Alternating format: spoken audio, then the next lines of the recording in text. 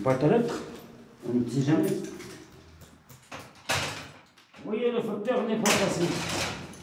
Lundi, le facteur n'est pas passé. Lundi, mardi, mercredi, jeudi, vendredi, samedi, dimanche.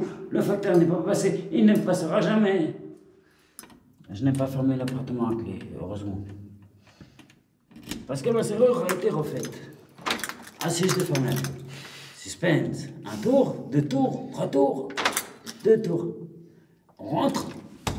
Bienvenue dans la caverne de la ville de Papa. Avec la chaleur qu'avec le froid, Ah, pour les bactéries. Je sais, j'étais prêt. J'étais déjà prêt. Il va me falloir.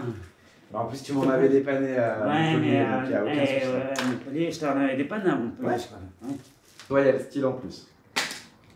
C'est vrai. À l'américaine. André. Oh yeah. André Gougnot.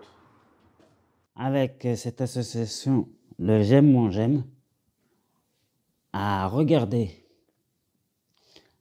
quelle association pouvait y avoir parce que, pour me loger, à téléphoner, et ça a été Clément et Simon que j'ai vu le 1er décembre. Et ça, je ne l'oublierai jamais. Donc, avant, je dormais sous un pont. Ils m'ont proposé une solution. C'était d'aller en hôtel. Et après l'hôtel, j'ai eu 2 visites d'appartements. Un à Tassin-la-Demi-Lune, qui se trouve une agglomération de Lyon. Donc j'ai regardé l'appartement. C'est pas qu'il était pas beau, pas grand ou quoi que ce soit. Mais il y avait beaucoup de parquet. Le parquet, ça résonne énormément. Je dis, à voir le deuxième. Eh bien, figurez-vous, j'ai pris celui-là. Car suspense. J'ai 3 pièces, alors que l'autre, il avait que 2 pièces. Avec une cuisine ombragée, un grand salon, un grand balcon et une grande chambre. Je suis aussi sorti de la rue parce que quand ça fait 7 mois qu'on est dans la rue, pour l'hygiène, c'est très très dur.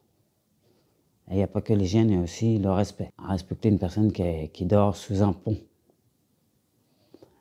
Donc, lorsque j'ai vu Clément et Simon, je me suis présenté très propre, très bien habillé, très classe. Ils ont été très contents. Et ils m'ont dit, si tu veux, on peut t'aider, mais il y a des conditions. J'étais très refermé, très peur aussi, parce que c'était un nouveau truc que je ne connaissais pas du tout. Et donc ils m'ont dit, ok, on fera tout ce qui est la paperasse. Bien sûr, ça ne s'est pas fait en un jour. Ça s'est fait tout en tout un mois. J'ai prouvé du moins que je pouvais me débrouiller tout seul. Surtout que comme ils m'ont parlé chez soi d'abord pendant ce mois que j'ai passé à l'hôtel, que j'ai risqué d'avoir un appartement, c'était bien sûr de vivre tout seul, comme un grand, comme un adulte. Déjà, il y a eu le respect de la personne. Il y a aussi eu de se sentir à l'aise. Pas forcément compressé, ou quoi que ce soit, ou mal, ou voilà, ou avoir même, pourquoi pas, peur des autres, ou avoir du regard des autres.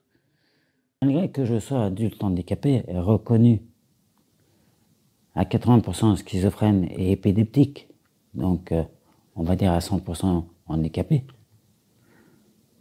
c'est très très dur. Et ça évite l'hôpital. Et donc avoir un appartement, ça montre qu'on peut vivre comme une personne normale, une personne de tous les jours qu'on voit dans la rue. Pour ce logement et pour me sentir bien, j'ai besoin de leur aide, se sentir soutenir. S'ils ne seraient pas là, je me casserais la gueule tout de suite. C'est simple, c'est comme un vélo à roulettes. On a besoin de 4 roues pour quand on apprend à rouler. À faire du vélo, voilà, on a 4 roues, on a les roulettes. Ben, on a les 2 premières, c'est les jambes, c'est notre corps. À un côté, il y a une roulette, c'est un chaise de bord, et l'autre roulette, c'est le Gemagora. Je suis arrivé à Lyon, j'ai été hébergé par un pote, et avec ce pote, en fait, on a entrepris des démarches de soins. Je suis allé au XAPA, et au XAPA, j'ai rencontré un psy. Après, on a monté un dossier, enfin, elle a monté un dossier pour faire une demande de logement. Ça a pris du temps, on a fait plusieurs fois la demande. Et j'ai dormi dehors pendant ce temps-là. Le dossier, finalement, il a été accepté. Donc, j'ai pas attendu longtemps entre le moment où le dossier est accepté et le moment où je suis rentré en appartement. C'est passé 1 mois. Voilà. Donc, maintenant, je suis en logement et là, j'ai un bout de terrain. Tu rentres dans les jardins comme ça, c'est joli. C'est bien. Ça respire. Moi, j'ai l'habitude de tourner en rond, de tourner un petit peu partout. Et il y a des moments où j'en ai marre, j'ai besoin de me poser, j'ai besoin de me reposer. Donc le fait d'avoir un appartement, comment on appelle ça, un repère, bah, c'est bien, ça permet de déposer tout dans ton repère, quoi. Stabiliser, c'est déjà entreprendre un travail sur soi-même, et c'est bien, c'est une bonne chose. Voilà. Dehors, tu peux pas le faire. Dehors, c'est compliqué parce que tu es toujours pris par ça, la nécessité de manger, la nécessité de se laver, la nécessité de ceci, cela. Bon, dans ton appartement, c'est pareil, mais c'est plus facile. T'es pas obligé de t'éparpiller partout, donc voilà. Et après, bah si, bah, tu peux faire un travail sur toi, tu peux te recadrer, te ressourcer, te relever, voilà. C'est ça qui est important. Voilà. Puis le terrain, là, bon, c'est une manière pour moi d'expier un peu ma douleur, quelque part.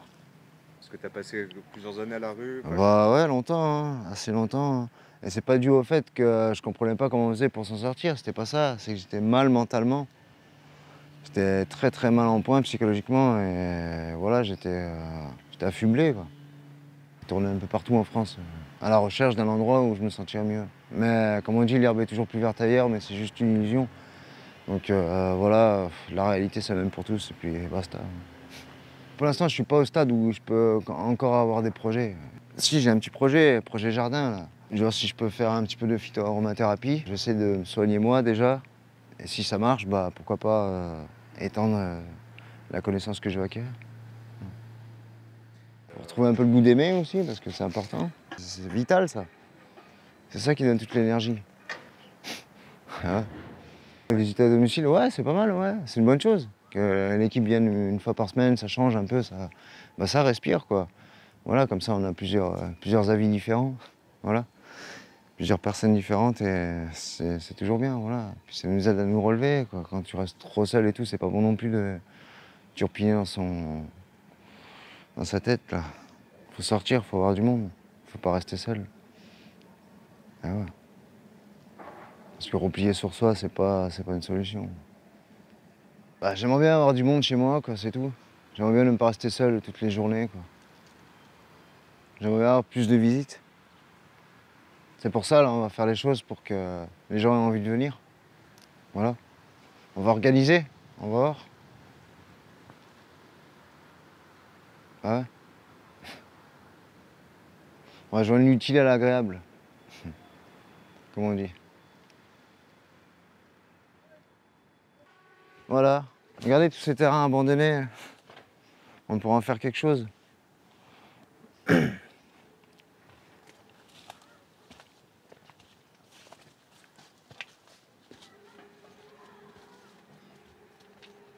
Bah, si les gens ne les prennent pas, les terrains, moi je vais les reprendre. On va pas s'emmerder, hein. C'est pas trop mal quand même, non? De quoi? Bah, je veux dire, depuis la dernière fois, quand on a fait venir comment on appelle ça? Non, mais non, pour le ménage. Ah oui, oui, oui. C'était qui? Ah mais j'ai pas vu avant. Comment c'était? Ah bah c'était. Putain, Mon bordel. c'était le Capharnaüm. Après, c'est comme toi tu te sens, hein. Le principal, il y en a qui aiment bien que ça dérange moins que d'autres. Hein. Non, moi ça me dérange quand même un peu. J'aime bien quand c'est bien ordonné, rangé. Parce que t'as vu, quand t'invites des gens et tout, après. T'as vu, il y a même des carreaux de. Je sais pas quoi. Ouais, tu trouves de tout là-dedans. J'ai trouvé des os, moi, sur mon terrain. Ah oui, c'est. Je me suis demandé si c'était pas des os humains. Bon, voilà. Bah, c'est cool. Franchement, ça a bien avancé. Moi, pour moi, c'est bon. Moi, après, quand vous allez partir, là, dans les jours qui vont venir, je vais revenir et je vais retravailler encore par-dessus, t'as vu? Là, j'ai pas dormi cette nuit, donc je suis un peu fatigué. J'ai pas trop le cœur à le faire. Mais après, on verra. Tu sais, on avait discuté d'un temps bien-être individuel avec tes enfants. Faire une petite balade, peut-être dans le quartier, ou aller dans un autre parc, peut-être au parc de la Tête d'Or, je sais pas. Ça te dirait toujours? Oui. Ouais. Oui. Et du coup, tu les as quand, tes enfants, pour qu'on essaye de programmer ça? Ça a changé Ok. C'est tout le samedi. Ouais. Et pas tout le samedi. Le samedi, après je vous montre les calendriers. D'accord. Mais c'est que les samedis du coup? Les samedis et mercredis aussi. Ok. Mercredi, ok. Et on pourrait bouger. On pourrait aller. Oui, je pense que oui. Ouais. Oui. D'accord. Je suis au logement à Saint-Pest depuis novembre 2020. Je suis sortie d'Angola, j'ai passé à Portugal, j'ai resté 5 ou 6 mois si je ne me trompe pas. Et après, je suis allée à Miramas, qui est à Marseille, à côté de Marseille. Et après, je suis venue ici à Lyon juste pour pouvoir faire mon passeport. Et je voulais rester chez des amis. Ils ont me proposé pour aller dans une association. Ils ont dit que c'est une association. Et cette association, je suis allée là. Et après 2 ou 3 mois, ils ont me parlé que c'était un squat. La première fois qu'ils ont me parlé de chez soi d'abord, c'était à l'hôpital. Et c'est une assistante sociale qui m'a parlé de chez soi d'abord. Et la première fois, j'ai hésité et après, voilà, je suis là-dedans. Le cas d'accompagnement, avant, c'était difficile parce que je ne comprenais pas qu'est-ce qu'ils faisaient, qu'est-ce qui c'est vraiment chez soi d'abord. Là que j'ai compris, et c'est bien que ça change, les binômes, ça change. Et comme ça me permet de connaître aussi l'équipe de chez soi. Les projets que j'ai, c'est de trouver un T4 parce que j'ai 2 enfants, un garçon, l'autre fille. Du coup, je voulais bien avoir une maison de 3 chambres. Et ça, c'est mon projet principal. Avant de trouver chez soi, d'abord, je me sentais seule et aujourd'hui, je me sens plus seule parce qu'il a un groupe vraiment qui travaille bien. Enfin, mon français, c'est...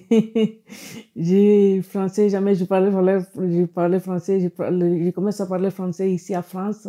Je ne connais pas la langue française, du coup, c'est de m'excuser. Je dois juste remercier à l'équipe de chez soi et spécialement vous tous. Vous tous, vous travaillez ensemble, vous êtes formidables. Ça fait 1 an et demi. 1 an et demi. Ouais. Ouais, parce que j'ai fêté mes 1 an, c'était le confinement. J'étais à Reims. Ouais, ça fait 1 an et demi, ouais, c'est ça. 1 an et demi, ouais. C'est cool ici, il y a tout ce qu'il faut. Là, regarde, mais non, mais tu rigoles, mais regarde, j'ai pas été capable de faire mes impôts, vous me filez un coup de paluche. Le virement, parce que j'ai pas d'ordinateur, on se met en lien et il tombe directement sur le compte. Si j'ai des soucis, vous n'êtes pas envahissant, mais vous appelez quand même pour savoir. Enfin, non, je trouve que ça me convient, moi, dans le truc. Le système me convient bien. Je pense que c'est ça, si on fait le bilan des 1 an et demi, c'est qu'on a mis un peu de temps à trouver comment fonctionner ensemble, malgré les moments où ça va mieux, les moments où ça va moins bien. Parce qu'il y a eu des moments où on se voyait pas du tout, donc nous, on continuait à appeler. Ouais, c'est ça. Et là, je trouve quand même que depuis la rentrée, il y a eu un moment où tu étais moins bien, où il y avait des galères administratives. Mais pour le coup, tu as été en capacité aussi de demander de l'aide et qu'on puisse le faire ensemble. Ouais. Mais de toute façon, dès le départ, je faisais partie quand même des premiers locataires. Il fallait aussi que vous mettiez en place. Enfin, même si vous connaissez votre boulot ou ce que vous avez à faire, il fallait quand même qu'il y ait une mise en place qui se fasse. Oui. Comment on ne connaissait pas chez soi notre boulot. Oui, et puis en plus, c'est pas juste de donner des logements, c'est particulier à chaque personne, hein, et leur personnalité, leur complexité, leurs addictions ou pas, leur façon de vivre. Ouais, ça me paraît être un juste équilibre sans être trop envahissant, c'est-à-dire que vous n'êtes pas en contrôle régulier. Vous venez pas tous les jours voir si le ménage il est fait. Non, mais comme dans certains centres où en fait, oui, t'es hébergé, t'es nourri, ou on t'accompagne, mais il faut que tu fasses. Mais là, t'es pas hébergé. Ah non, je suis chez moi. Oui. Après, le bailleur, c'est vous. Le bailleur, oui. Oui, quelque part. Donc il y a quand même. Je suis pas en direct avec une autre personne. Non. Et c'est ça qui est cool en fait. C'est s'il y a des soucis, il n'y a pas de problème avec le propriétaire ou ça se règle, il y a un accompagnement. On ne se retrouve pas en galère du jour au lendemain parce que c'est pas une histoire d'argent, c'est parce que souvent on en a un peu des revenus, mais c'est surtout psychologiquement, comment après des années de rue ou le travail qu'on a ou autre, que vous soyez présent derrière. Chacun de nos locataires, il y a une histoire différente en fonction du parcours, en fonction de ce qu'ils ont vécu, de ceux qui avaient déjà eu des logements ou pas. Toi, la question d'accéder au logement, elle n'était pas compliquée. Très vite, t'en as fait un chez toi, t'as décoré. Ouais. Ce qui me semble qui était plus compliqué, c'était passer du statut peut-être que t'avais avant à devenir un locataire comme tout le monde. Et du coup, c'était plutôt ça. Ouais, c'est ça. Pour toi, je pense que la partie psychologique, elle était bien plus compliquée. L'accès au logement, alors qu'il y a des personnes qu'on accompagne, c'est l'accès au logement. Il y a des gens pour acheter des meubles, pour investir les lieux, c'est compliqué. Toi, ça n'a pas été compliqué d'investir les lieux, mais c'était sûrement plus compliqué dans ce que ça venait changer. Et puis de vivre chez soi, alors que tu as toujours l'habitude d'être avec plein de gens, ou en tout cas, même si tu vis pas avec... le truc, c'est, même si je dormais seul dans des endroits seuls, le matin, je me levais, j'allais rejoindre d'autres gens. C'est le rapport humain qui était intéressant. Là, ici, c'est vrai que c'est un petit peu plus compliqué quand tu es seul. Et même d'accueillir, parce qu'il y a toujours il y a des jalousies, ou alors on est trop seul, des fois. Donc il y a toujours l'accès à la rue qui est possible, mais un chez-soi pour accueillir. Et il faut que ça prenne forme. C'est ton intimité, et c'est compliqué, que ce soit avec des gens de la rue ou des amis. Tu fais pas rentrer comme ça, c'est ton univers que tu affiches, c'est ta vie privée, c'est compliqué. Parce que c'est facile de parler dans la rue ou d'avoir une image que les gens te donnent ou que toi tu as d'eux, mais dès qu'ils rentrent chez toi, ça y est, tu vois. Tu peux pas faire semblant.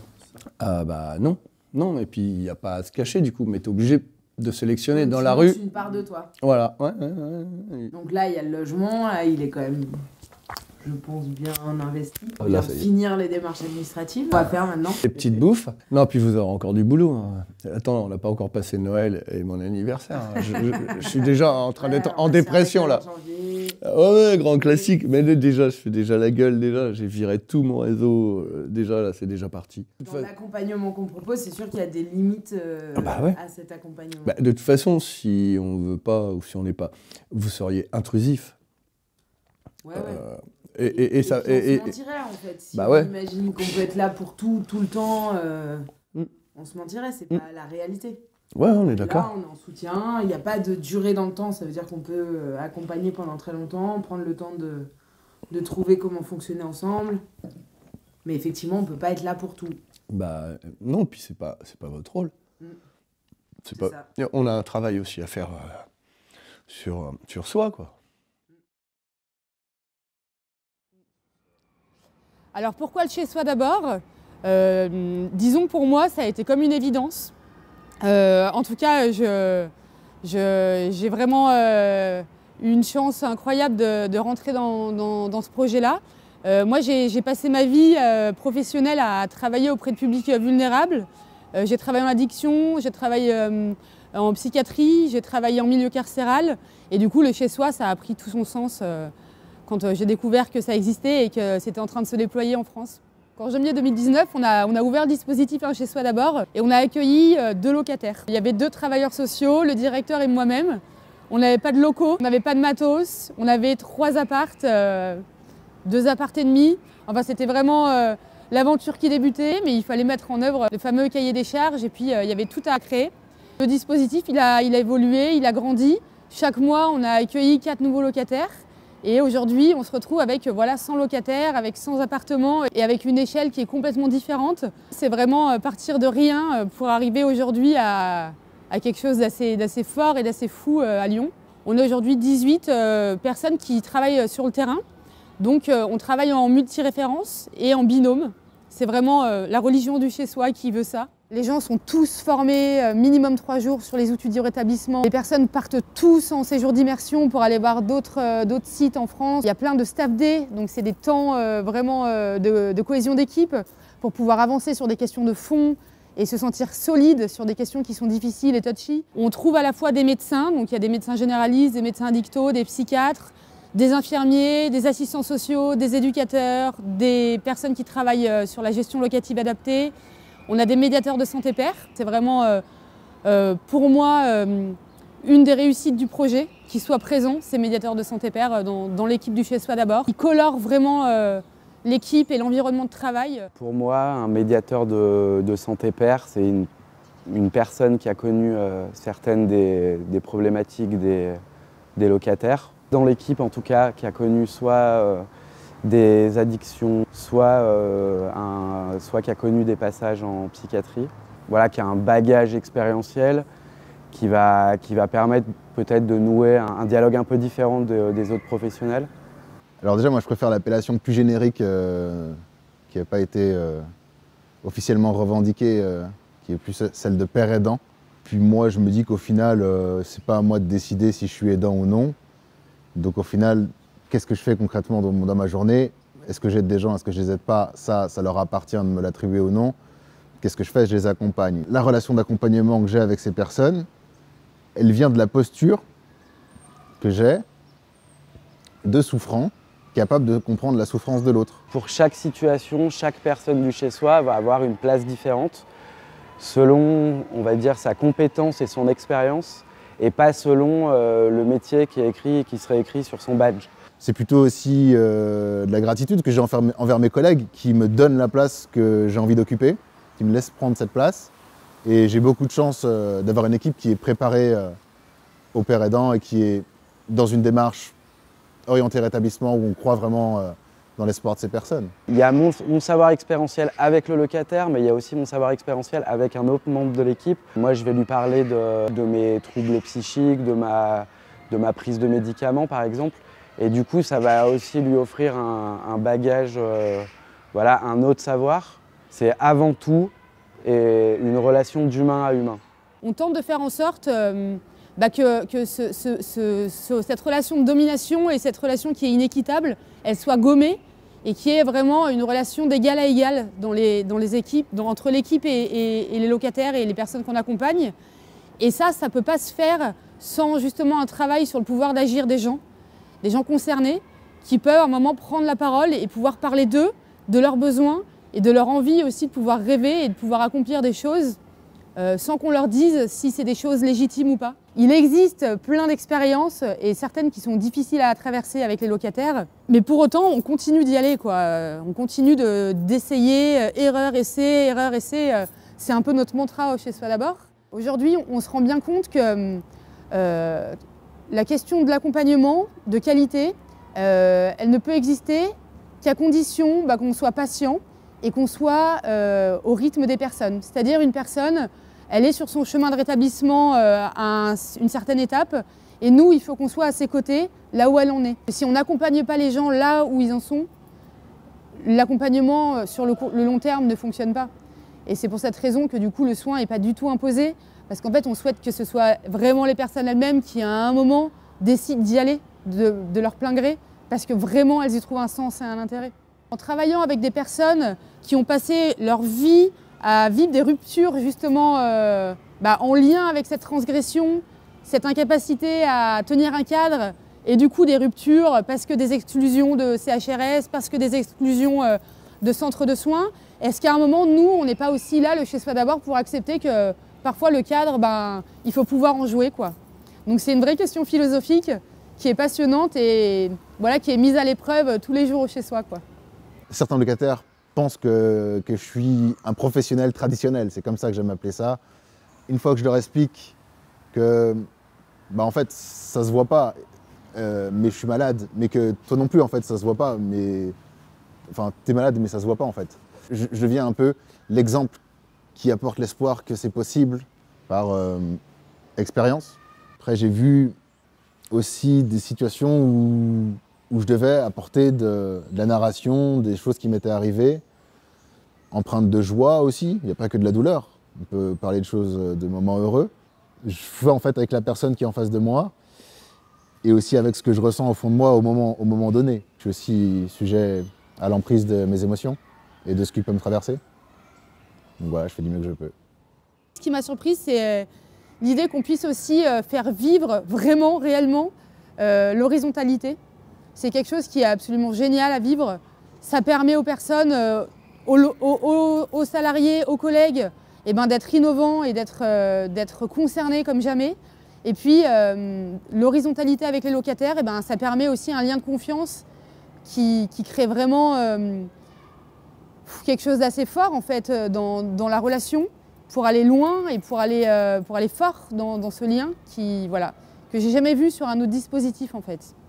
Parce que ce que ça crée, c'est vraiment l'idée que les professionnels ils fassent un peu tomber le masque derrière lequel on se cache pour n'être qu'un professionnel un peu froid et un peu distant des problématiques qu'on rencontre. La montée en charge, ça a été vraiment une aventure professionnelle et humaine passionnante et en même temps, ça a été du rush permanent pendant 24 mois. On s'est pris une énorme claque avec sans cesse de nouveaux locataires qui rentraient dans le dispositif, sans cesse la pression de devoir trouver de nouveaux logements dans un contexte lyonnais extrêmement tendu par rapport à tout ce qui concerne les appartements, avec l'idée de faire un peu tampon quand même avec Romain pour que l'équipe ne soit pas directement impactée par cette pression qu'on avait.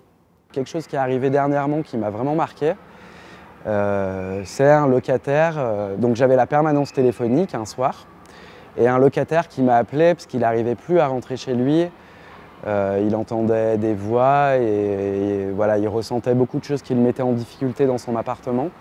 Donc il était devant sa porte et il n'arrivait plus à rentrer chez lui. Donc il a appelé et on a discuté un moment. Il a pu me parler de ce qu'il entendait, de ce qui le mettait à mal.